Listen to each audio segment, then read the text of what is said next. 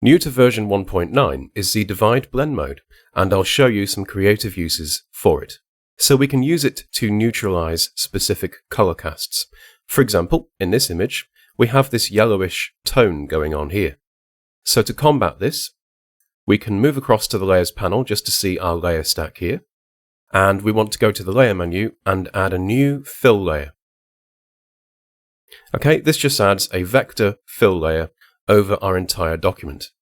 What we want to do now is actually just hide this temporarily, go across to the color panel up here, and then click drag and color pick a tone that should be a neutral white.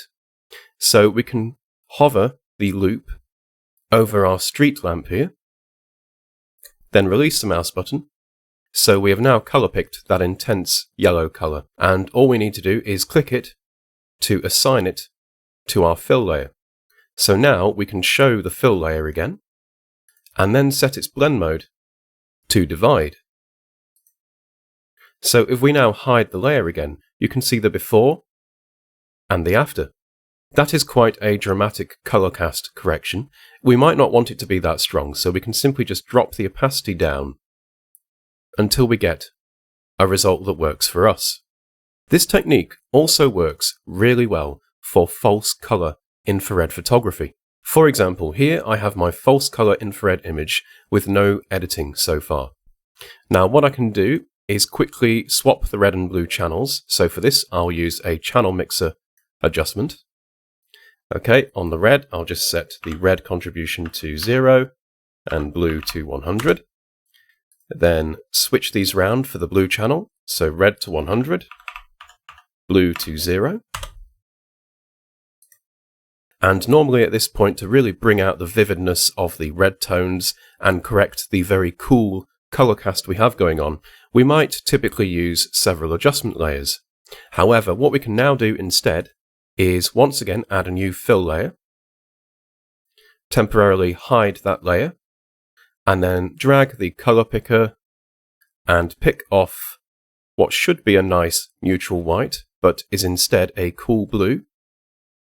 Release the mouse button, click to assign it to our fill layer, show the fill layer, and then set the blend mode to divide.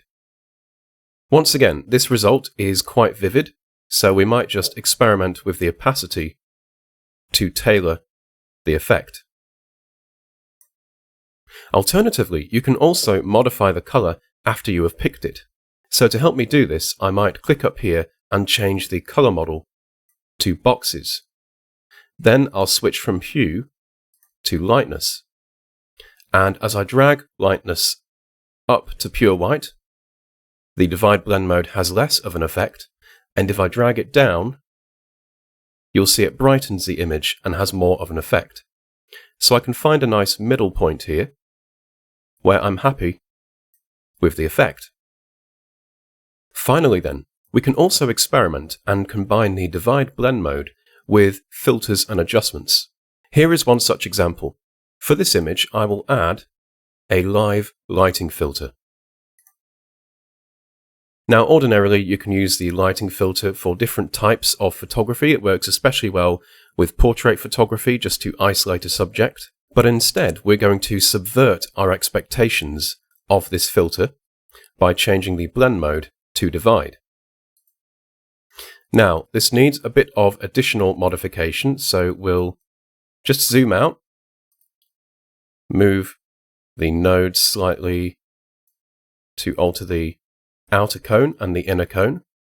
Then also we'll modify the direction, the azimuth and the elevation, like so.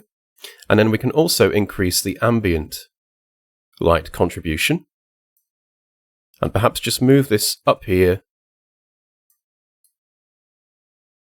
and just experiment with these nodes some more, and perhaps increase or decrease the ambient light contribution again. We can also increase shininess. And as you can see, what we're actually doing is achieving a creative effect. We're adding a kind of vintage faded look to the image. It's all about experimentation. So once we've found a result that we're happy with, we can just close down the filter dialog. And once again, we can just use the opacity to control the strength of the effect. So there we go. A quick look at the divide blend mode and some creative uses for it.